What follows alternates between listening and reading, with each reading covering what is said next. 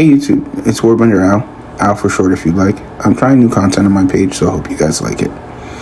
Apologies for my voice and speech. I am currently under the weather during these cold months, so I'm pretty fucking sick, and I apologize.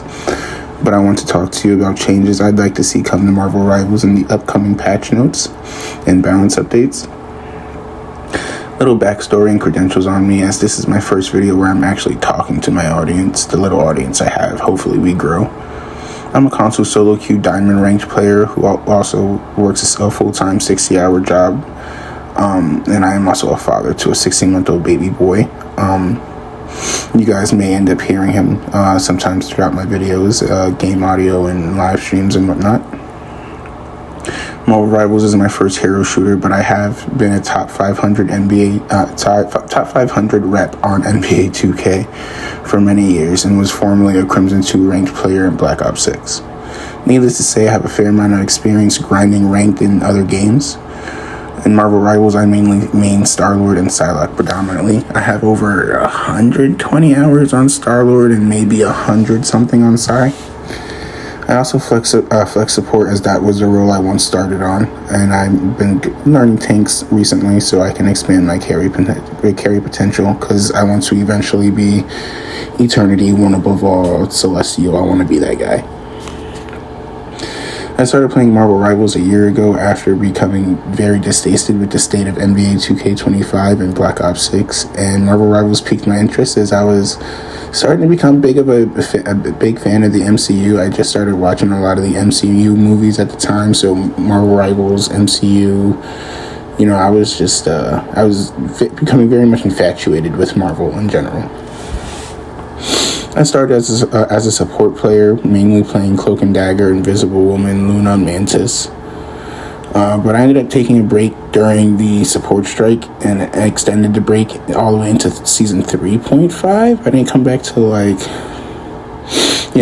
till season 4. So yeah, from like 2.5, like first 2-3 weeks, I played like the first 2-3 weeks of season 2.5 because I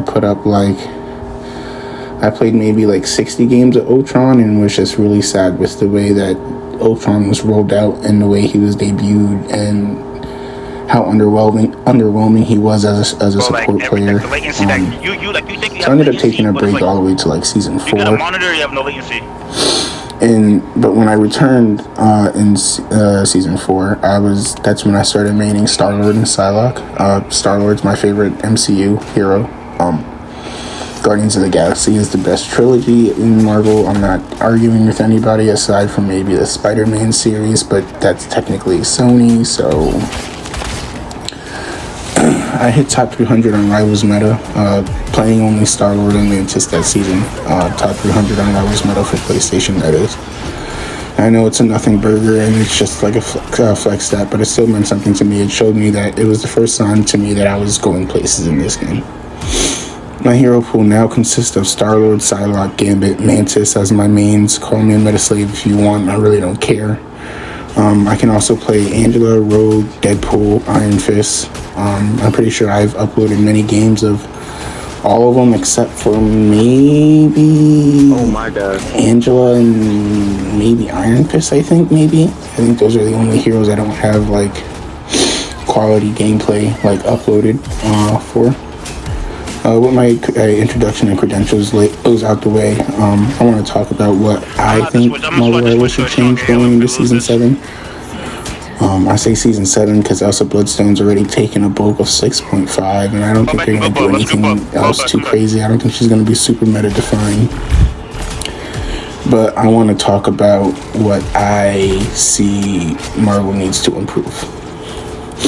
First, I want to talk about map diversity. It's plain and simple. We need map voting, we need map rotation, we need something.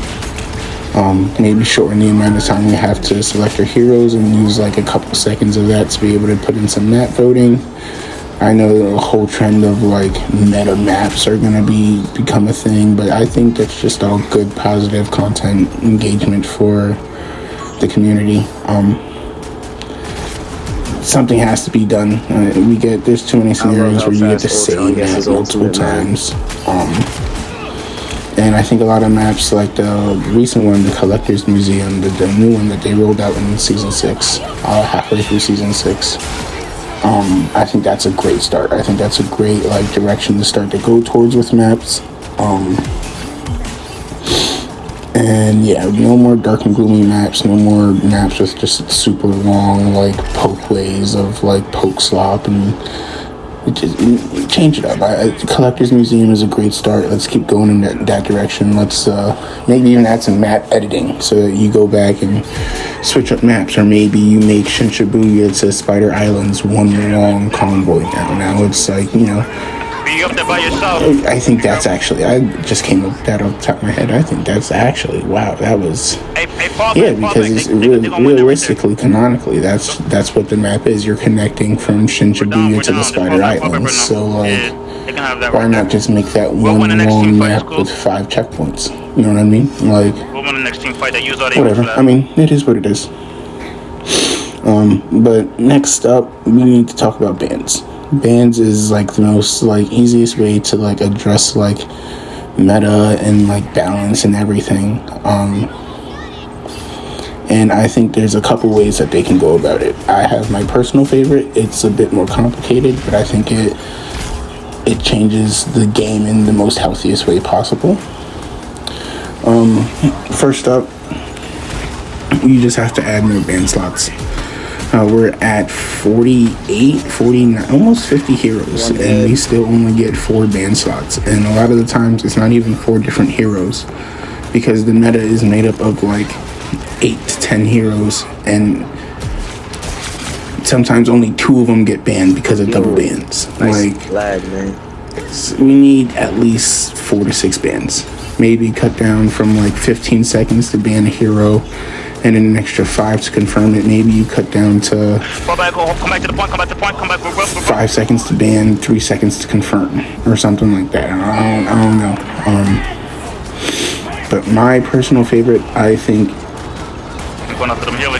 select number of bans should no longer be a thing. What I think would be most healthiest for the game would be to, when you load into a game, right? You have 3-5 seconds to select the hero you want to play.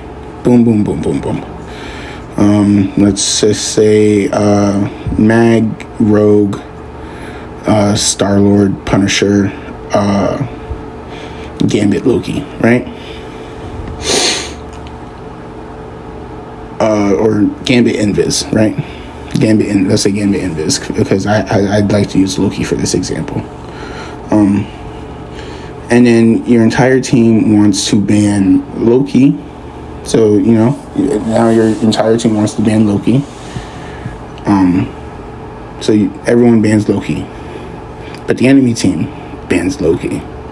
Like, we're tired of that. So what we're going to do is, like, you load into a game. And like, I'm trying to, like, make this as clear and understood as possible. Load into the game, you flash the hero you flash the heroes you want to flash, that you want to play. And then you have 3 seconds to flash who you want to ban. Right? So now, after those 3 seconds, you see 3 of your teammates want to ban Loki, 3 of your teammates want to ban Wolf.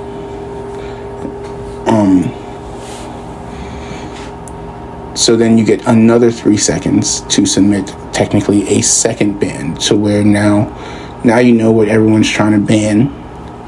Maybe on that first one it just picks, okay, boom, Gambit and then Wolf. That's like the majority, so we'll take those. And now the other team, now you then have a chance to submit and have an extra 3 seconds to submit another ban, and then those bans go through, right? So it's a total of 6 bans. You can have up to 12 bans entirely different. So again, let me reiterate that one more time. What I think the best solution to bans is, you load into a game, you pick your hero, you then have 3 seconds to select a ban. those 3 seconds goes by. You see what everyone wants to ban. You get a second 3 seconds to confirm, because it already gives you 3 seconds to confirm. Everyone then selects either that same ban or a completely different bans. So then, therefore, once that second confirm happens and you load into the game now, or you go over to the map voting screen, you end up in a scenario where 2 players could be banned. 12 different heroes could be banned with the way it would work, which I think would be really meta defying. It'll shake up just the routine it feels to play ranked, because right now it feels like you load into ranked and it's ban Gambit Loki. If you don't ban Gambit Loki, then the team with the better Gambit Loki wins. And like, we're tired of that. We're tired of that repetitiveness on your Clintar map for the 4th straight game. So I think what needs to happen is a ban phase like that, where it's like roll of the dice diversity, kind of gambling, kind of ban, where up to 12 heroes could be banned or 2 heroes could be banned.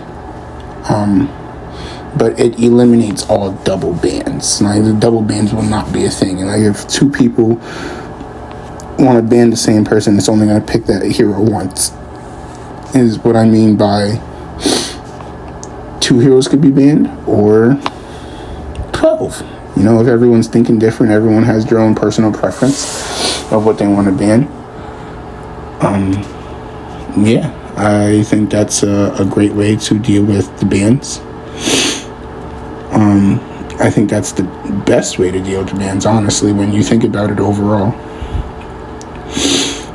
But on to my next topic. I spent way too long on that topic, honestly. On to my next topic. I want to talk about ult economy and the gameplay loop of ranked. Right now, it's sustain ult, big DPS ult, clear team fighting. I don't think that's a healthy cycle. I don't think that's a healthy cycle for a game to go through. And for like your rank setting to feel like that, I don't think that's healthy at all. I think sustain is definitely a problem. Triple support is obviously a problem. But I think what a lot of people don't like to talk about is the insane amounts of damage in this game. There's so much damage in Marvel Rivals, where it feels like the super sustain ults are like unnecessary evil. Because like Jean 3 taps, Hela 2 taps, Hawkeye 1 taps, Punny ult plus damage boost kills through 1 support ult. Namor can 2 tap headshot. Iron Fist does more damage now. DD has so many 1-shot combos. Like, it's like Blade does more damage now. The super sustain feels like a necessary evil. I think if the game has 2 to 3 strong main healers like it does now with Gambit, Luna, Invis, and maybe 1 heal bot, like the way it has like Rockets, kind of like the heal bot like support, like so you have someone fill support and they don't really know to play support, but they can like heal bot or whatever on Rocket, and like you could probably still win the game. I think that's the limit of like main strong healers that are needed in this game. I think all the other healers that they have should be add-on healers. Like I think the way I love Mantis, because I think Mantis is beautifully designed. She's a support that's not your support. She brings everything a support brings, but she gets most of her value just by like playmaking and killing the other team. You don't have to heal if the other team is dead. I think nerfs to like Loki when they reduced his clone damage by 20% was a great spot to put Loki in. I think Luna's ult charge being 5,000 is a 5,000 ult charge is a great example of how expensive a strong sustain ult should be like that. So I think like there needs to be a damage ult charge increase across the board for a lot of heroes. And same with supports. Maybe I think everything should have a massive reset of a flat charge for this type. Like Luna being 5,000 is good right now. I think Rocket Jeff Loki could be around 3,500 ult charge. I think Mantis Atom Ultron could be around 2,500. I think Gambit Invis should be up there with Luna 5,000. Just so it's not a constant cycle of these super sustain ults, but more of a cycle of these playmaking ults and tempo ults, to add more diversity to the game. I think support ults with Deadpool's, I think support Deadpool's ult mechanics is a super good example of a way to go with these. If you're gonna make them super strong, make them you have to earn it, and make it its own way with the style points Deadpool goes by or whatever. But if you're going to make it strong, there needs to be a cost to it. Either it's going to be really expensive, or there's going to be such a large skill gap with that ult that you can't just pick up that hero and play for the ult and get your value that way.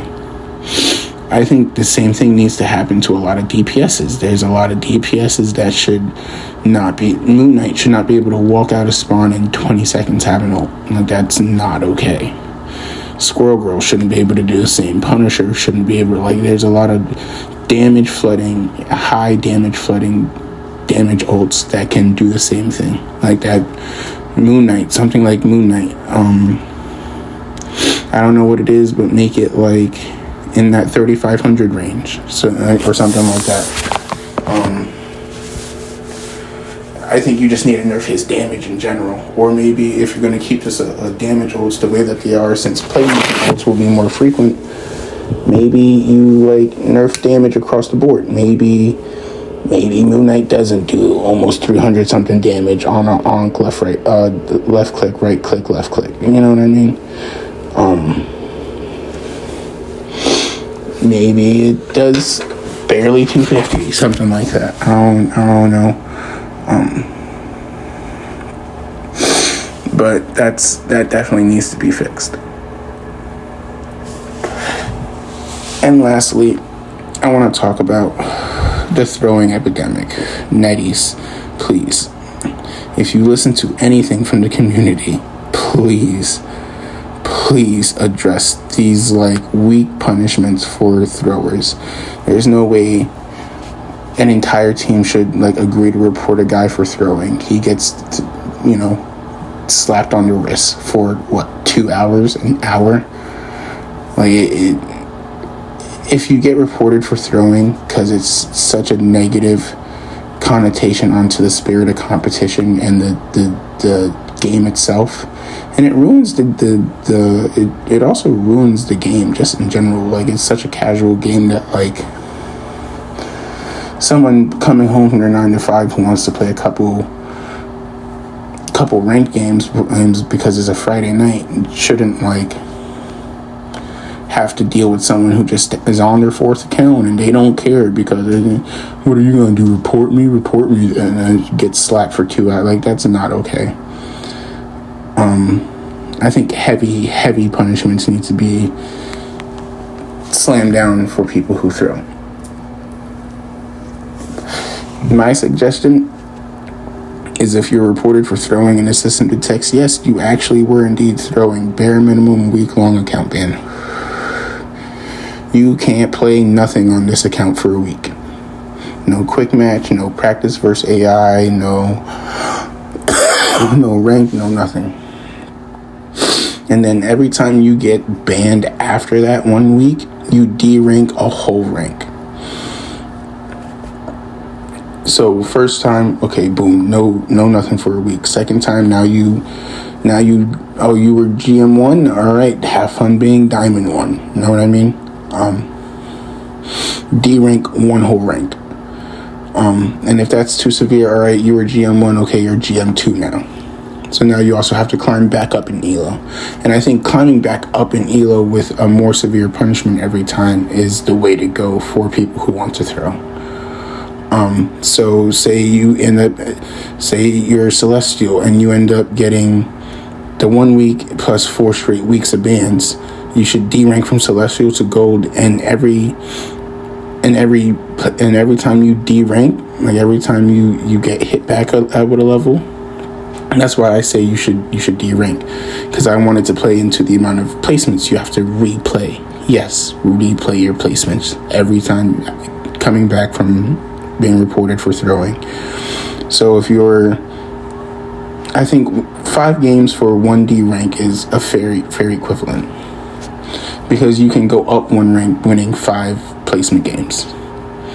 So like, for example, if you're Celestial and you get banned plus the 4 weeks, you should D-rank from Celestial to Gold and have to go from 10 placement matches played to 30 placement matches made. So on top of being banned essentially total a month, you lose all your progress on the ladder, and you work at least 5 times harder. Once you say reach 8 weekly bans, essentially 1 full season cycle of ranked, a full 7, 7.5, 6, 6.5. That's 1 full season cycle. You get I think you should get IP banned for a minimum of a year. Anyways, guys, I'm done yapping. Sorry to drop this random video.